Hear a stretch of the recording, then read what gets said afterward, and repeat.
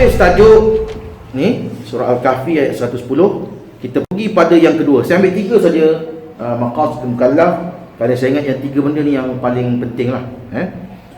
Kedua, amalan mukallaf dan niatnya mestilah menepati kehendak Allah dalam pensyariatan hukum hakam. Okey, kita buat apa-apa amalan sebagai mukallaf, mesti menepati kehendak Allah. Tadi kita bincang yang pertama, kehendak kita, niat kita, qasad kita. Sekarang ni kita bincang qasad kita tu kena tepat dengan kehendak Allah Ta'ala. Kita telah sebutkan bahawa pensyariatan hukum hakam itu bertujuan untuk maslahah kebaikan hamba-hamba Allah secara mutlak dan umum.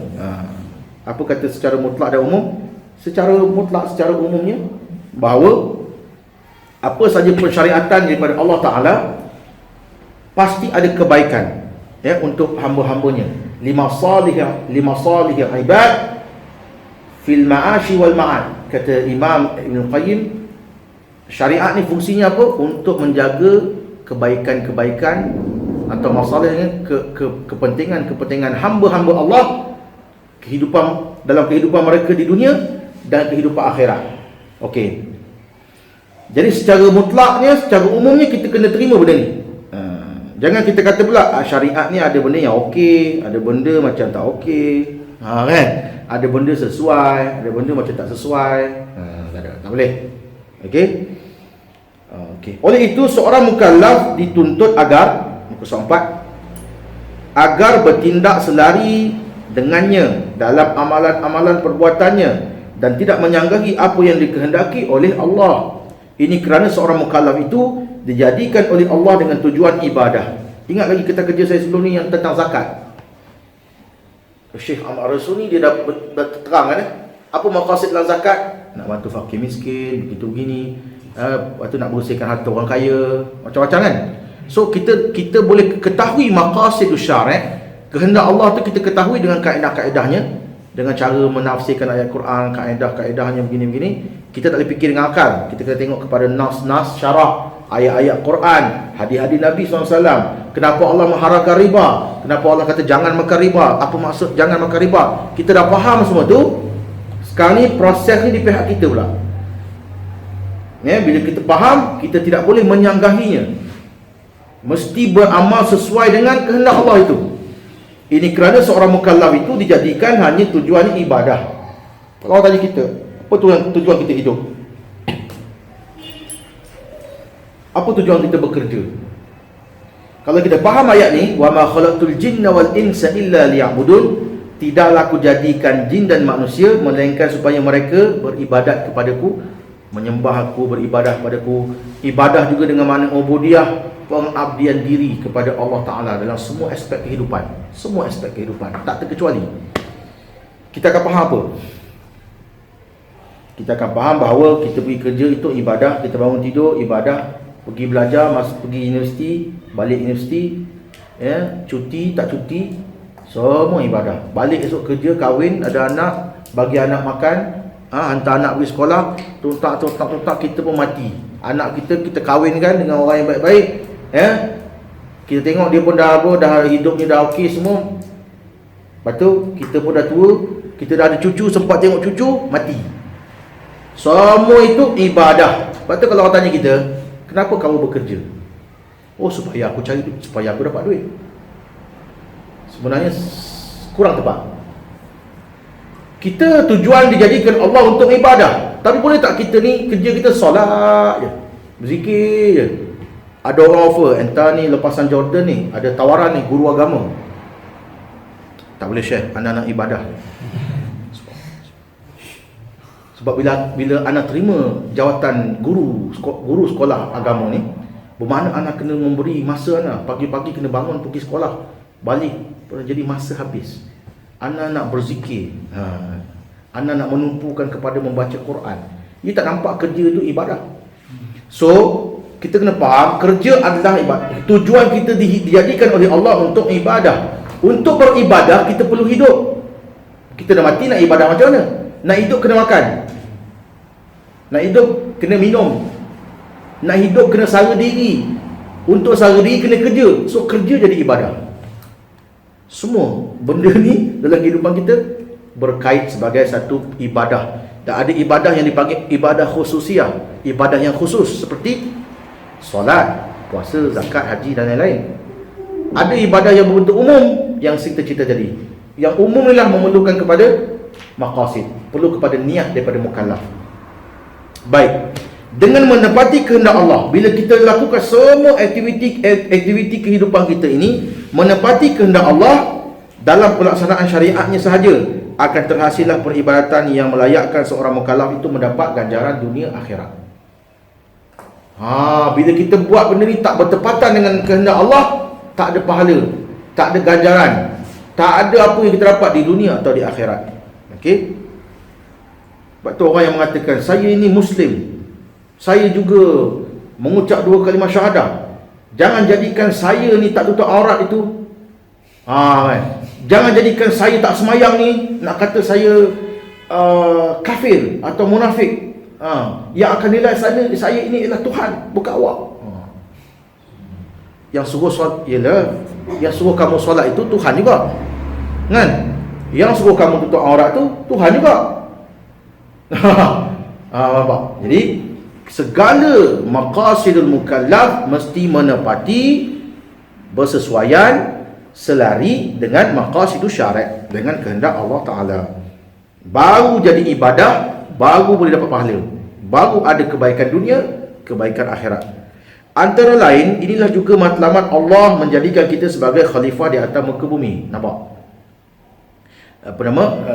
Imam Ash-Shatibi dia bawa ayat-ayat Quran ni. Firman Allah Ta'ala, wa idh qala rabbuka lil malaikati inni ja'ilun fil ardi khalifah. Ingatlah ketika mana Tuhanmu berfirman kepada para malaikat, sesungguhnya aku nak jadikan khalifah di atas muka bumi. Apa makna khalifah? Dari segi lughah, saya tanya satu benda. Kalau kita tanya ni, mungkin kita semua tahulah, iqamatuddin wa siyasatud dunyabi, kan? Ataupun niyabatan anin nubuwah. Apa makna khalifah dari segi bahasa? Sebab itu yang menggantikan Nabi SAW selepas wafat siapa? Abu Bakar, Sayyidina Abu Bakar Siddiq. Sebab itu orang panggil dia Khalifatu Rasulillah. Ya Khalifatu Rasulillah, wahai pengganti Rasulullah. Jadi bila mana Allah Ta'ala berfirman pada para malaikat, dia nak jadikan khalifah di atas muka bumi, boleh tak kita terjemah kata Allah nak jadikan penggantinya di muka bumi? Kalau kita faham dengan makna yang salah, mana boleh orang ganti Allah jadi Tuhan? Tapi kalau kita kata Allah letak manusia di atas muka bumi ini untuk menggantikan tugas-tugas yang dia bebankan, boleh faham makna khalifah? Kalau tak adalah Nabi Adam diturunkan, antaranya wa 'allamal asma'a kullaha thumma aradahum 'alal malaikati faqala anbi'uni bi asma'i haula. Bila mana Allah dah ajarkan Nabi Adam nama-nama benda, nama bukit, nama pokok, nama binatang, pada Allah Ta'ala bentangkan pada para malaikat, tanya pada para malaikat, apa nama-nama semua ni? Malaikat tak boleh jawab. Kata dia apa? Qalu subhanaka la ilma lana illa ma 'allamtana innaka antal alimul hakim. Maha suci engkau, tidak ada ilmu bagi kami melainkan apa yang engkau ajarkan pada kami. Malaikat tahu kelebihan Nabi Adam ni apa? Ilmu. Dengan ilmu tu Allah Ta'ala jadikan khalifah di atas muka bumi untuk apa? Mentadbir. So mentadbir bumi perlu kepada ilmu. Diturunkan Nabi Adam, kisahnya diperdayakan oleh iblis dekat syurga dengan Hawa, kan? Sebenarnya ada sebab, maqasidnya supaya Allah turunkan Adam ke bumi, kemudian ihbitu minha jami'a, turunlah kamu semua kat muka bumi. Lepas tu ayat fa imma ya'tiyannakum minni huda faman tabi'a hudaya fala khaufun 'alaihim wala hum yahzanun. Tujuannya supaya manusia ni membiak di atas muka bumi. Kita lah membiak, keturunan Nabi Adam membiak atas muka bumi, dan Allah nak jadikan kita sebagai khalifah supaya pokok-pokok ni semua ni ada orang yang ambil manfaat. Muka bumi ni semua benda, yang semua benda Allah buat ni untuk kamu. Ayam, itik, kambing, unta, apa binatang, semua untuk kamu. pokok, bukit, tanah, apa semua untuk kamu guna. Jadi kalau manusia dia faham bumi ini ada banyak sumber-sumber, tapi bagaimana nak menguruskan sumber-sumber itu? Bagaimana kalau manusia tamak dan berebut, akhirnya jadi pembunuhan dan pertumpahan darah? Betul tak hari ini orang berperang sebab apa? Nak merebut minyak yang ada dekat Iraq, nak merebut gas-gas yang ada di Afghanistan. Dia create lah isunya pengganas. Jatuhkan Saddam Hussein, masuk ke Iraq, bunuh orang tu, mati. Sampai berapa juta habis mati. Lepas tu, apa dia buat? Jumpa senjata yang kata pemusnah, tak jumpa. Apa mereka dapat? Gas, minyak. Lepas tu membangunkan semula Iraq, Baghdad, gunakan dana IMF. Yang dapat projek-projek ke siapa? Keluarga-keluarga Bush. So, semenjak zaman manusia ni hidup, tahu tak kenapa Rom berperang lawan Parsi? Perang orang, nampak? Sebab apa dia perang? Dia dah ada negara. Dia ada negara, ada rakyat. Kenapa dia nak ambil orang punya? Kerana nak merebut sumber-sumber ni. Allah jadikan manusia sebagai khalifah supaya mengurus mentadbir semua ni. Diturunkan syariat. Kalau kamu tak ikut syariat ini, kamu akan bertelagah, kamu akan berbunuh-bunuhan. Pasal itulah malaikat kata, ataja'alu fiha man yufsidu fiha wa yasfikud dima. Apakah kau nak jadikan di atas muka bumi ini khalifah? Khalifah yang kerja dia apa? Buat kerosakan, menumpahkan darah. Kalau kita tidak ikut syariah, kita tidak menjadi khalifah sebagaimana yang dikehendaki oleh Allah, memang kita akan berperang, memang kita akan berbunuh-bunuhan, memang kita akan bergaduh. So, Allah jadikan kita sebagai khalifah, peranannya melaksanakan tujuan-tujuan syarak dan mencapai maqasid syariat, mencapai maqasid Tuhan, mencapai kehendak Allah Ta'ala. Lepas tu orang yang pertama kali datang kuliah ni mungkin dia tak faham lagi. Kalau dia ikut pada mula, dia nampak kan, saya pergi satu-satu. Kalau orang yang tak tahu maqasid, tiba-tiba jumpa geng-geng komunis kata, kita kena jaga, Islam pun menjaga nyawa, Islam juga ni maslahah, kan? Dia kena pergi satu-satu, baru kita tahu maqasid yang kita bincang dalam ilmu maqasid syariah. Kalau ambil saja nama maqasid, lepas tu dia duk cerita Karl Marx, Lenin, nama orang tu apa ni benda dah. Semua tokoh-tokoh kafir, mulhid, ateis dibawa duk kait dengan maqasid. Semua sesat. Saya cakap terang-terang, semua sesat. Sambil-sambil duk cerita maqasid, sambil-sambil duk pelekeh ulama-ulama. Ulama-ulama ni bodoh. Ulama-ulama ni memaksa orang, mendoktrinkan orang mengikut pendapat mereka. Macam-macam. Dan menghayalkan orang tentang adanya syurga di akhirat.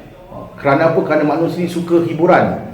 Jadi kat dunia ni tak bagi buat, tak boleh buat, tu tak boleh, ni tak boleh. Sedangkan yakinkah kita akhirat tu wujud atau tidak? Dia duk main gitu. Jangan terpengaruh dengan agenda-agenda sesat ini. Allah jadikan kita di atas muka bumi sebagai khalifah, Lepas tu wa yastakhlifakum fil ardi fayanzura kaifa ta'malun. Allah lah, dialah Tuhan kamu, menjadikan kamu khalifah di muka bumi, kemudian dia akan memerhatikan bagaimana pula perbuatan kamu. Okey, Allah jadikan kamu khalifah, kamu buat tak kerja sebagai khalifah? Tak buat, fail. Kalau buat, lulus. Sebab tu golongan yang lulus antaranya siapa? Wa'adallahu alladhina amanu minkum wa 'amilus solihat la yastakhlifannahum fil ard kama istakhlafa alladhina min qablihim. Siapa golongan ini? Para sahabat. Allah kata, Allah janji kepada orang-orang beriman, dan yang beramal soleh, bahawa dia akan jadikan mereka itu sebagai khalifah-khalifah di atas muka bumi, sebagaimana golongan sebelum mereka pernah dijadikan khalifah. Siapa mereka ini? Para sahabat Nabi SAW. Selepas mana Bani Israel pernah diberikan di kalangan mereka itu Nabi Daud, lagi Nabi Sulaiman, berkuasa di atas muka bumi. Keturunan-keturunan lepas tu menyalahi perintah Allah, melakukan dosa dan maksiat, tak ikut perintah Allah, meminggirkan Taurat. Akhirnya Allah wa 'amilus solihat la yastakhlifannahum fil ard. Akhirnya lepas wafat Nabi Muhammad SAW, siapa yang mentadbir bumi ni? Abu Bakar sempat 2 tahun lebih lawan orang murtad semua. zaman Umar bin Khattab, apa jadi? Dunia ni terbentang kepada Islam. Bila cukup syarat-syarat beriman dan beramal soleh, Allah jadikan khalifah di atas muka bumi. Jadi khalifah, mentadbir, memerintah. Akhirnya orang Kristian rasa lebih adil duduk di bawah pemerintahan Umar berbanding mereka duduk di bawah Raja Herakl. Raja Herakl tinggalkan Dimashq, tinggalkan Syam, mereka duduk bawah pemerintahan Umar, mereka rasa lega. Padri pun lebih suka duduk di bawah pemerintahan Islam berbanding mereka tunduk kepada kemahuan raja dia. Nampak? Nampak tak? Bila manusia ni maqasid dia menepati maqasid Tuhan, akhirnya berlaku keamanan di atas muka bumi. Okey. Lagi ayat Quran, ini banyaklah ayat Quran yang kita boleh ambil pengajaran. Huwallazi ja'alakum khalaifal ard wa rafa'a ba'dakum fawqa ba'din darajat liyabluwakum fima atakum. Tengok apa kesamaan ayat-ayat ni. Yang tadi dia kata fayanzur kaifa ta'malun. Lepas jadikan kamu khalifah, Allah nak tengok apa yang kamu buat.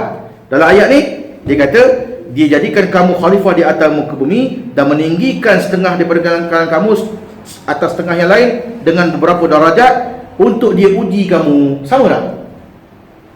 Sama tak ni? Yang tadi dia kata dia nak tengok apa yang kamu buat. Allah nak tengok kamu buat apa.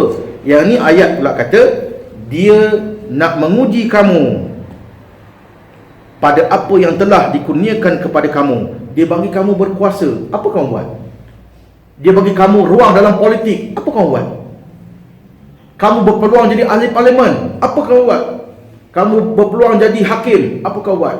Kamu berpeluang duduk dalam jabatan agama, apa kau buat? Kau berpeluang duduk dalam Kementerian Pelajaran, apa kau buat? Kau duduk dalam jabatan bekalan air, apa kau buat? Kumpul duit juta dalam store, apa kau buat? Sebab tu Quran kata apa lagi? Wal aqibatu lil muttaqin wal aqibatu lit taqwa. Lagi ayat yang berkaitan apa? Allazina immakkannahum fil ard aqamus salah wa atuz zakah wa amaru bil ma'ruf wa nahu 'anil munkar walillahil aqibatul umur. Boleh kait tak semua ayat-ayat Quran ni? Sekarang ni antum baca semua ayat ni, nampak tak kaitannya? Orang-orang yang bila mana kami berikan mereka itu kedudukan di atas muka bumi, berkuasa, sama ada berkuasa secara penuh ataupun menguasai sebahagian, boleh berkuasa pada sebahagian sektor. Apa kamu buat? Apa yang mereka buat? Mereka mendirikan solat, jaga hubungan dengan Allah, wa aqamus salah, mengeluarkan zakat, wa atuz zakah, keluarkan zakat, jaga hak manusia, wa amaru bil ma'ruf, menyuruh yang ma'ruf, wa nahu 'anil munkar, mencegah kemungkaran. Kalau kamu buat keempat-empat perkara ni, Allah kata apa lagi? Walillahil aqibatul umur. Bagi Allah lah kesudahan segala urusan. Nampak tak kaitan dia sekarang ni? Apa pasal Imam Asy-Syatibi kaitkan tentang khalifah ni? Sebab menjadi khalifah ni pun kamu kena melaksanakan maqasidul syari' dan maqasidul mukallaf, mesti menepati apa yang Allah perintah. Kalau kamu tak mau menepati perintah Allah, dia dah bagi tahu siap-siap dah. Dia bagi kamu hidup kat dunia ni nak uji kamu. Dia bagi kamu hidup kat dunia ni nak tengok kau buat apa. Lepas tu dia suruh buat ini, kesudahannya akan kembali kepada Allah. Maknanya kamu akan dihitung atas perbuatan kamu esok. Masa tu kan cakap apa? Ya Allah, masa kat dunia dulu ada ustaz maqasid ni kata gini. Jadi aku ingat tak apa. Siapa suruh kau ikut dia? Kan? Perintah Allah agar kita menjadi khalifah adalah bagi menegakkan maslahah dengan kadar kekuatan, kemampuan dan peluang yang ada. Ini boleh rujuk dalam kitab Muwafaqat Imam Asy-Syatibi sebut benda ni. Apa peluang yang kamu ada? Setakat mana yang kamu mampu buat, kamu akan dikira ketika itu. Yang tak mampu buat, kamu tak dikira. Benda yang kamu dah usaha tak boleh, fahasbakallah. Kalau dia tipu kamu, cukuplah kamu ada Allah. Okey. Baik. Paling kurang kalau kita tidak menjadi khalifah mentadbir bumi, paling kurang kata Imam Asy-Syatibi, jadilah khalifah pada diri sendiri, ahli keluarga dan seterusnya masyarakat. Tengok muka surat 5. Berdasarkan kepada hadis Rasulullah SAW, hadis ini ma'ruf, ya, kullukum ra'in wa kullukum mas'ul an ra'iyatihi. Fal imamu ra'in wal mas'ul an ra'iyatihi, wal rajulu fi ahlihi ra'in wa huwa mas'ul an ra'iyatihi. wal mar'atu fi baiti zawjiha ra'iyatun wa hiya mas'ulah an ra'iyatiha wal khadimu fi mali sayyidihi ra'in wa huwa mas'ulun an ra'iyatihi. Ni hadis saya ambil ni, ingat lafaz daripada Imam Muslim, Bukhari, Muslim. Dia ada Bukhari, ada Muslim, ada tambahan sikit. Saya ambil daripada lafaz Imam Al-Bukhari. Maksud dia, setiap kamu adalah pemimpin. Memanglah ulama terjemah makna ra'in di sini makna pemimpin. Asalnya ra'in ni apa? Pengembala. Ri'a asyak ni mana orang yang gembala kambing. Sebab tu sunnah Nabi-Nabi ni gembala kambing. Pasal perangai kambing ni ada sikit-sikit perangai manusia. Kan kambing ni kita jadi tak bagi dia makan kat situ, dia pergi juga. Bek, kita kena halau dia, halau. Dia pergi lagi. Halau. Dan benda tu mendidik sabar. Sebab itu para nabi bila dilantik jadi rasul, suruh ajak manusia kepada kebenaran, manusia ni menolak. Manusia ni degil. Manusia ni dah kata jangan buat, dia buat juga. Dididik nabi dan rasul ni sabar. Jadi perbuatan mengembala kambing itu dianggap seperti mengendalikan satu urusan yang besar. Urusan apa? Kalau kambing tu ada 50 ekor, pergi makan rumput kat bukit tu 50 ekor, balik bawa ke tuannya kena ada 50 ekor. Jangan ada kambing dimakan serigala. Jangan ada kambing mati. Jangan ada kambing cacat. Jangan kena kambing jatuh patah kaki. Jangan. Itu kerja gembala kambing. So tugas pemimpin apa? Lebih kurang. So pemimpin ni penggembala kambing sebenarnya. Jadi tiap-tiap kamu adalah ra'in, tiap-tiap kamu adalah pengembala. Tak terjemah gitu tak sesuai. Setiap kamu adalah pemimpin. Setiap kamu akan ditanya tentang apa yang dipimpinnya. Seorang imam. Dalam setengah riwayat fal hakim. Hakim makna pemerintah. Imam makna pemimpin juga, ketua. Ya. Imam dalam kitab-kitab fiqh merujuk kepada ketua negara. Zaman sekarang ni guna istilah Rais Jumhuriyah, Presiden Republik. Sebenarnya imam ni dengan makna apa? Pemimpin. Seorang pemimpin negara, ketua negara adalah pemimpin bagi rakyatnya, dan dia akan ditanya terhadap apa yang dipimpinnya, rakyatnya. Seorang suami, dia pemimpin keluarga dia. Kalau kita tak jadi pemimpin negara, tak jadi Perdana Menteri, kawan-kawan kita ni pemimpin siapa? Isteri kita, anak-anak kita. Okey, kita akan ditanya. Seorang wanita adalah penjaga bagi rumah tangganya. Di sini saya terjemah dengan penjaga. Sebab kalau terjemah perempuan dengan mana pemimpin, nanti dia ingat dia boleh kontrol suami dia. Jadi saya terjemah terus maksud hadis ni adalah penjaga. Kerana dia menjaga harta benda suami dia, rumah suaminya, tak benarkan orang masuk kalau suami tak ada, menjaga anak-anak dan sebagainya. Dan dia akan ditanya tentang apa yang dijaganya. Seorang khadam juga adalah penjaga. Kenapa saya tak terjemah pemimpin? Sekali ikut hadis ni, wal khadimu fi mali sayyidihi ra'in. Boleh tak kita terjemah? Dan seorang khadam, ya, pada harta tuannya itu dia adalah pemimpin. Tak kena kan? So maknanya dia pun penjaga. Dia penjaga harta benda tuannya, dia juga akan ditanya tentang apa yang dijaganya. So boleh faham di sini apa makna maqasidul mukallaf. Dari segi kita ni ditaklifkan dengan suatu hukum, niat kita, tujuan kita, iradat kita, kehendak kita semua mesti tepat dengan kehendak Allah Ta'ala yang memerintahkan kita dengan sesuatu perkara-perkara syariat. Ketiga dan akhir, ni last. Setiap mukallaf yang mencari perkara yang lain daripada perkara yang lain dalam menilai hukum syariat adalah dikira merosakkan syariat. Yang ini yang paling banyak berlaku sekarang. Dia nak menilai syariat Islam, dilihat daripada kacamata luar.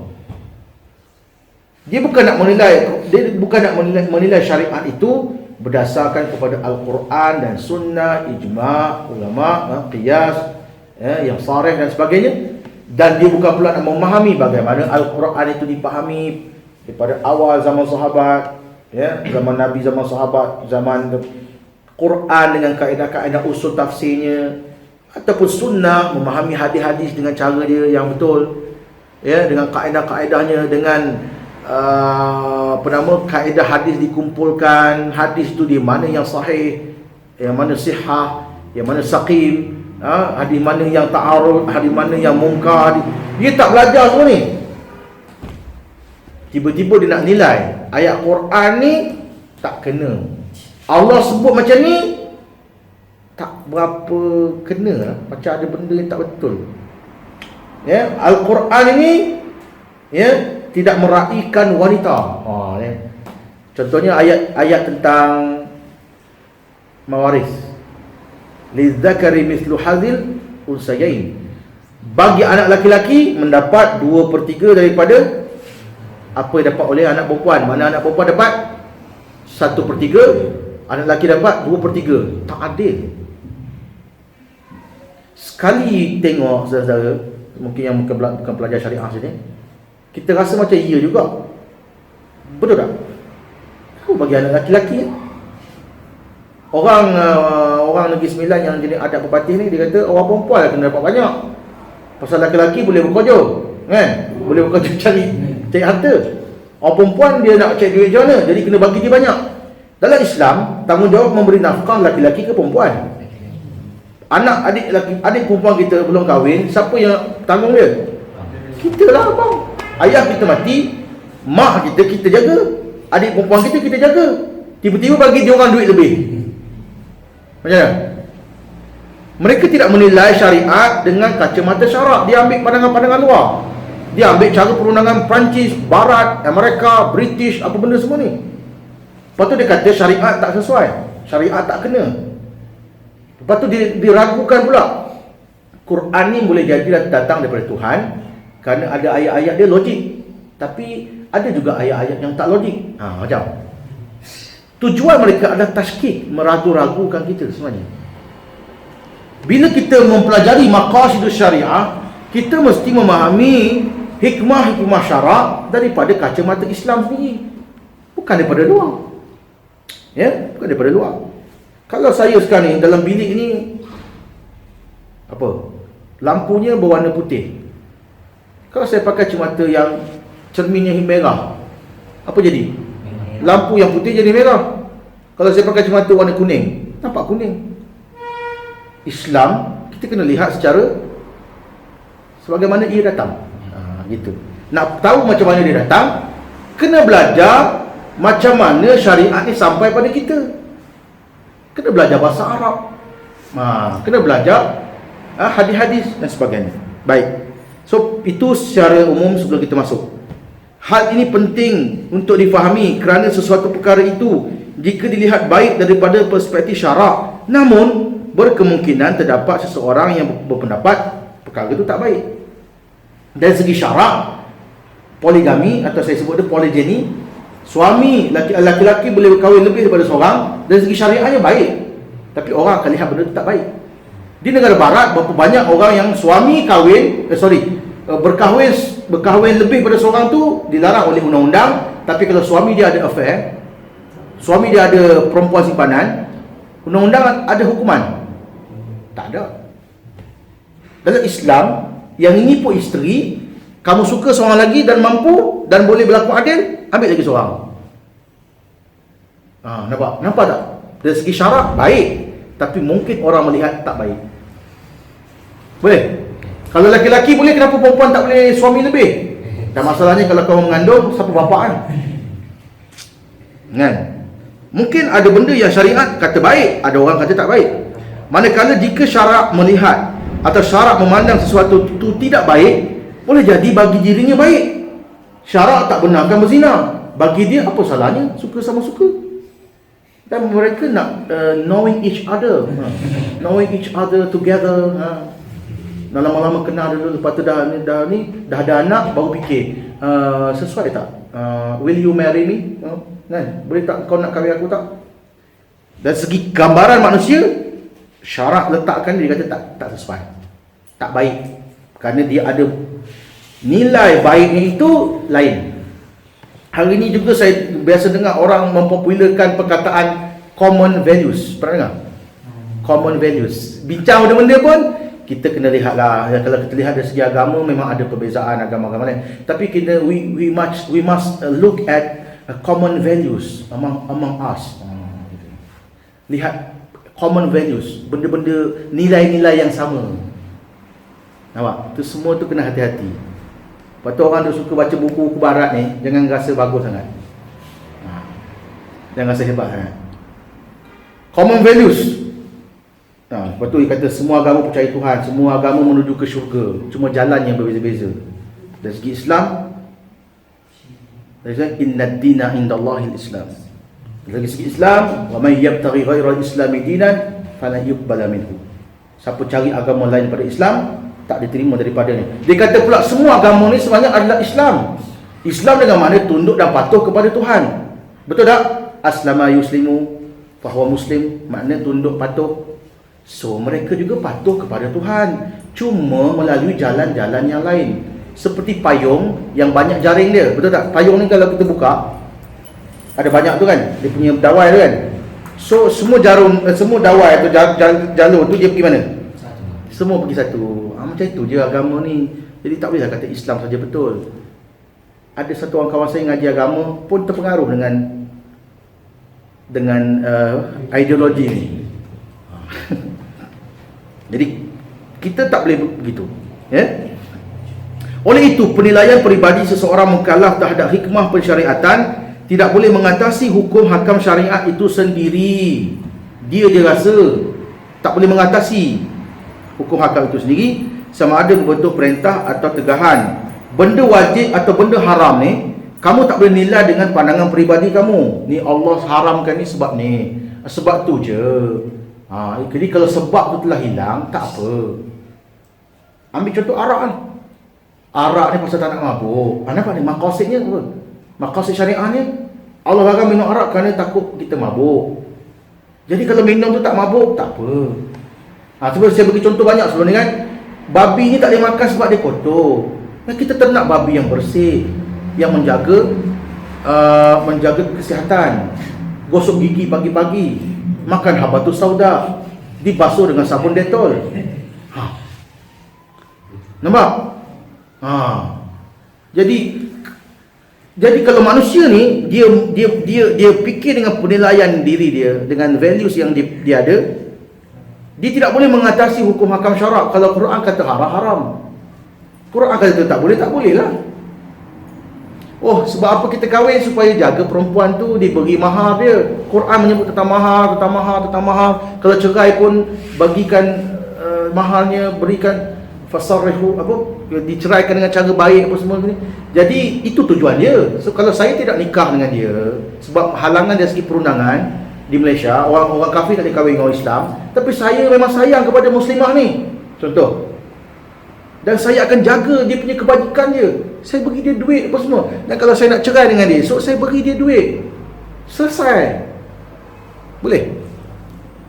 Benda ni kadang-kadang orang Islam pun tinggalkan isterinya tanpa nafkah. Saya walaupun kafir, kata dia, saya walaupun kafir, kalau saya kahwin dengan muslimah ni, saya akan berikan kebajikan yang baik kepada dia.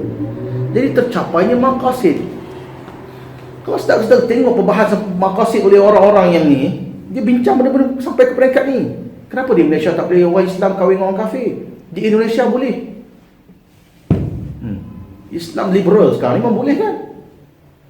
Yang bercakap tu bukan kecil-kecil, dekan universiti, sebahagiannya rektor universiti, pensyarah-pensyarah Jabatan Pengajian Islam. Sebab tu benda ni sebelum merebak di Malaysia, kita kena jelas benda-benda ni. Jangan ilmu maqasid ni disalahguna. Sesungguhnya perkara-perkara yang telah disyariat dengan itu mengandungi tujuan dan matlamat mencari kebaikan, dipanggil jalbul masalih. Jalbul masalih untuk hamba-hamba Allah. Syariat ni tujuannya nak bagi kebaikan untuk hamba-hamba Allah, nak jaga, nak tarik kebaikan, mencapai kebaikan, dan menolak kemudaratan dan kerosakan daripada menimpa mereka. Dipanggil apa? Darul mafasid.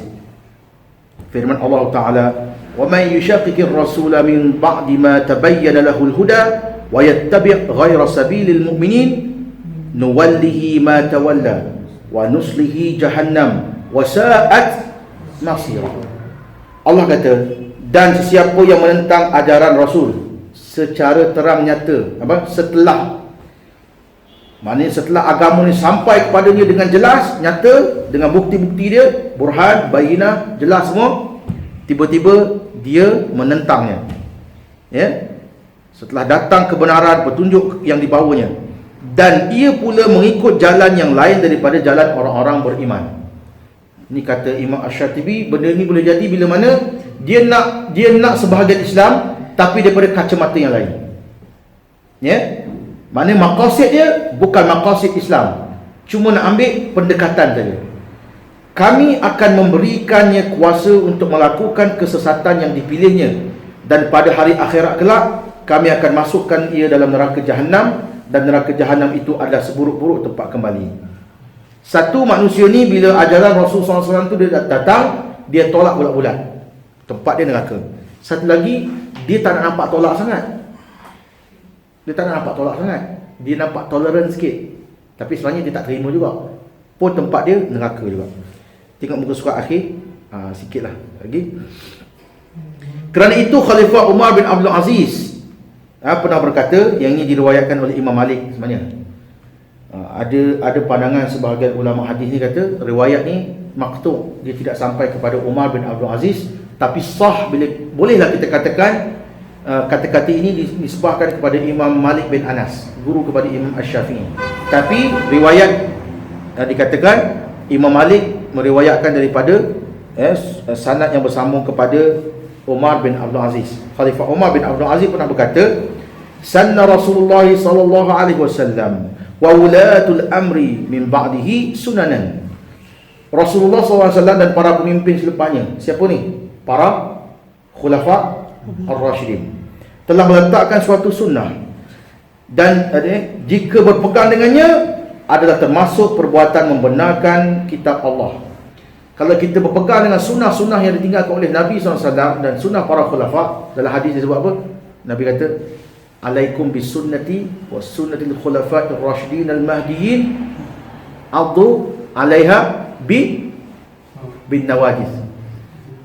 Kamu kena berpegang teguh dengan sunnahku dan sunnah para penggantiku, khulafaku, pengganti-pengganti selepas aku, khulafa' ar-rasyidin selepas aku, genggam atau gigit dengan gigi geraham, gigit kuat-kuat. Gigit dengan gigi depan ni tak kuat, kalau gigit dengan gigi geraham kuat, pegang sungguh-sungguh. Jadi kata Umar bin Abdul Aziz, siapa yang berpegang dengan sunnah-sunnah Nabi dan pengganti-pengganti selepasnya yang menguruskan urusan orang-orang Islam, iaitu pemimpin, bermakna dia telah membenarkan kitab Allah, iaitu Al-Quran, menyempurnakan ketaatan. Dia kata tasdiqun li kitabillah wastikmalun li ta'atillah wa quwwatun ala dinillah. Beriman dengan kitab Allah, menyempurnakan ketaatan kepada Allah serta kekuatan pada agama Allah. Lepas tu apa? Wa man amila biha muhtad wa man istansara biha mansur wa man khalafaha ittaba'a ghaira sabilil mu'minin wa wallahu Allahu ma tawalla. Ini paling penting. Siapa yang beramal dengannya, iaitu ikut petunjuk Nabi, dia akan dapat petunjuk. Siapa yang mengharapkan pertolongan dengannya, laksanakan syariah, dia akan dibantu. Siapa yang menyanggahinya, maka dia telah mengikut jalan selain daripada jalan orang-orang yang beriman, dan Allah akan membiarkan dia melakukan kesesatan yang dipilihnya. Nampak? Dalam Quran bersebut, ya, apa ayat Quran tadi? Nuwallihi ma tawalla. Kami akan memberikan dia wilayah, dengan makna kami akan berikan dia kuasa untuk buat apa yang dia nak buat. Dalam hadis tadi ataupun dalam riwayat yang kata-kata Umar bin Abdul Aziz, apa kata? Wa wallahu Allahu ma tawalla. Mana Allah biarkan dia melakukan kesesatan yang dipilihnya.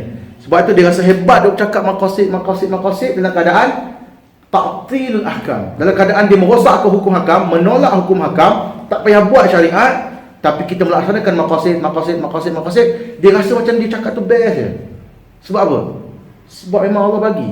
Kau nak cakap, kau pilih jalan ni, kau pilih jalan selain orang-orang beriman, Allah bagi. Kau nak buat conference, buat. Kau nak buat seminar, buat. Sebab Allah bagi. Tapi tempat kamu akhirat esok telah disebut dalam ayat Quran tadi. Okey? Bagi golongan yang menzahirkan amalan dalam Islam seperti yang diperintahkan oleh Allah namun dia tidak bermaksud untuk mencapai tujuan dan matlamat pensyariatannya, Al-Imam Asy-Syatibi juga menyamakan mereka dengan golongan munafik. Inilah dia orang-orang yang kata apa, dia zahirkan dia pun nak Islam, tapi apa yang dia buat tu tidak bertujuan untuk mencapai maqasid syariat. Dia tidak bertujuan untuk mencapai kehendak Allah. Dia buat juga, tapi bukan dengan tujuan untuk mencapai matlamatnya. Imam Asy-Syatibi kata mereka ni macam golongan munafik yang mempersendakan ayat-ayat Allah Ta'ala. Antaranya firman Allah Ta'ala, wala tattakhidhu ayatillahi huzwa. Jangan kamu jadikan ayat-ayat Allah itu sebagai huzwa, ni macam permainan, persendaan, ya, juga dengan makna penghinaan, ejekan. Bila kita main-main dengan ayat Allah ni, macam kita ambil ayat Quran ni, alah sebenarnya tak payah buat, tak apa, tapi sebabkan orang nak, kita buat lah. Macam main-main lah, ya? Ayat lain, wala in sa'altahum, ni ayat ni ada peristiwa dia, wala in sa'altahum la yaqulunna innama kunna nakhudu wa nal'ab qul abillahi wa ayatihi wa rasulihi kuntum tastahzi'un. Sama ayat ni tahu kan? La ta'taziru qad kafartum ba'da imanikum. La ta'taziru, ya? Quran kata, jikalau engkau bertanya kepada mereka, wahai Muhammad, tentang ejekan-ejekan mereka ni. Ada satu riwayat daripada peperangan apa? Peperangan Tabuk kan. Balik daripada perang Tabuk jadi berperang ke tak? Tak jadi kan? Masa balik tu, ada sebahagian orang-orang munafik, mereka menghina Nabi SAW dan para sahabat. Dia kata orang Islam ni penakut. Orang Islam ni makan banyak, kuat makan, penakut, kuat tidur, macam itulah dia ejek. Bercakap sambil jalan. Sambil jalan balik tu, cakap, gurau-gurau main-main. Akhirnya dengar oleh sahabat yang beriman, bagi tahu kepada Nabi SAW. Okey, turun ayat ni. Ketika turun ayat ni, orang munafik tu datang jumpa Nabi SAW. Dia kata apa? Dia dapat tahu ada orang reportkan Nabi, dia pun nak maknanya nak pergi clear lah, nak pergi settle lah, kan? Dia kata, wahai Rasulullah, innama kunna nakhudu wa nal'ab. Wahai Rasulullah, kami sambil cakap-cakap tadi tu, sambil-sambil jalan ni kami main-main je. Bukannya serius, janganlah ambil serius sangat, kan? Janganlah ambil serius sangat, benda main-main, gurau-gurau je. Turun ayat ni, dibaca kepada dia. Kalaulah engkau tanya pada mereka, wahai Muhammad, tentu mereka akan jawab, sesungguhnya kami hanya berbual dan bermain-main. Yang kami cakap tu main-main je, janganlah ambil serius sangat. Allah kata apa? Qul abillahi wa ayatihi wa rasulihi kuntum tastahzi'un. Wahai Muhammad, cakap pada dia orang, adakah dengan Allah, dengan nama Allah, dengan ayat-ayatnya, dengan rasul-rasulnya, kamu nak buat main-main? Perintah jihad ni datang daripada mana? Daripada Allah. Berperang ni daripada Allah. Tak jadi perang, balik pun keizinan daripada Allah Ta'ala juga. Kamu jangan buat main-main. Sambung ayat ni, tengok dalam surah At-Taubah 65, tengok ayat 66. La ta'taziru qad kafartum ba'da imanikum. Apa maksudnya? Janganlah kamu memberikan sebarang alasan lagi, kerana sesungguhnya kamu telah menjadi kafir selepas mana kamu beriman. Diriwayatkan orang lelaki-lelaki tadi, dia pun minta izin kepada Nabi SAW. Ketika itu Nabi tengah rehat, pasang kemah, diarahkan kemah tu angkat balik. Nabi SAW naik atas unta. Dia buat apa? Dia pergi bertenggik pada tali unta Nabi SAW. Kata dia apa? Wahai Rasulullah, mintalah ampun untuk aku. Tahu Nabi buat apa? Dia minta pada Allah Ta'ala, doalah pada Allah supaya ampunkan aku. Nabi kata apa? La ta'taziru qad kafartum ba'da imanikum. Jangan kamu minta alasan, jangan kamu minta uzur, jangan kamu minta mengadu apa-apa lagi, kerana sesungguhnya kamu telah kafir. So berat tak main-main dengan ayat Allah? Perintah Allah kita buat main-main. Sebab tu tengok dalam Facebook, sebahagian pelajar Jordan pun saya tengok, kadang ada buat main-main benda-benda hukum ni.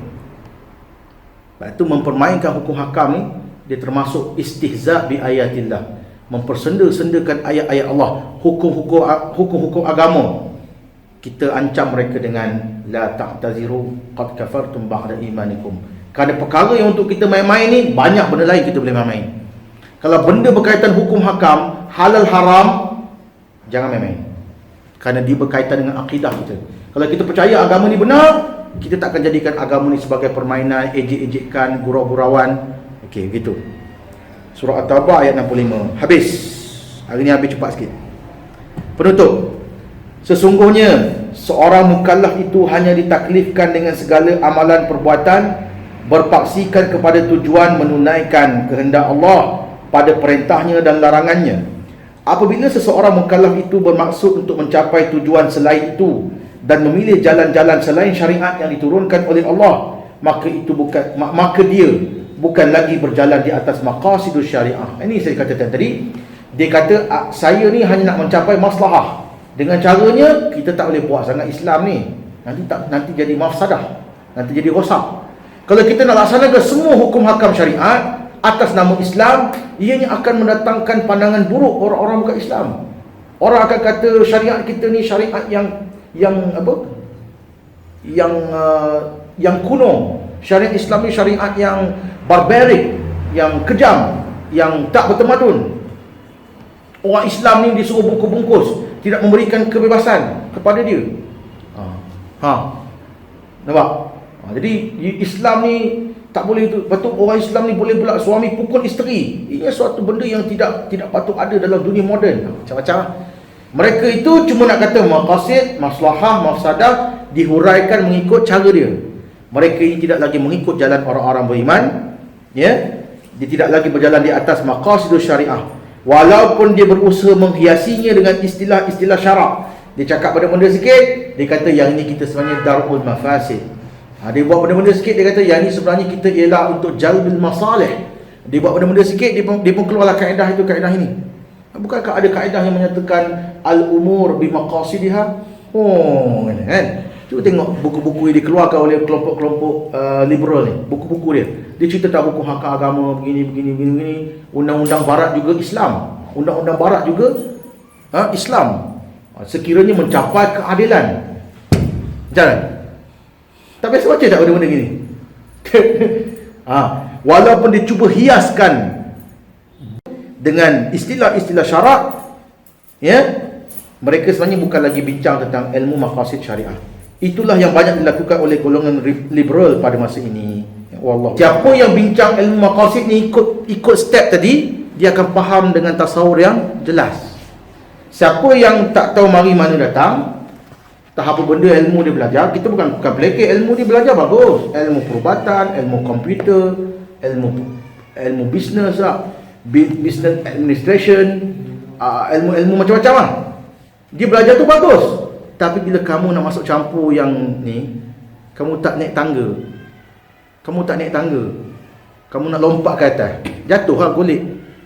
Kan? Lepas tu orang yang naik tangga betul-betul, ini semua lembab, tak reti apa pun. Lepas tu yang berlaku sekarang ni, kalau tengok golongan-golongan yang main petik-petik maqasid ni, dia ada satu kecenderungan yang sama. Apa dia? Menghina ulama. Jadi kita jangan masuk dalam golongan tersebut. Wa'iyyazubillah. Aqulu qawli hadza wa astaghfirullah li wa lakum wa lisairil muslimina wal muslimat fastaghfiruh innahu huwal ghafurur rahim. Wassalamualaikum warahmatullahi wabarakatuh.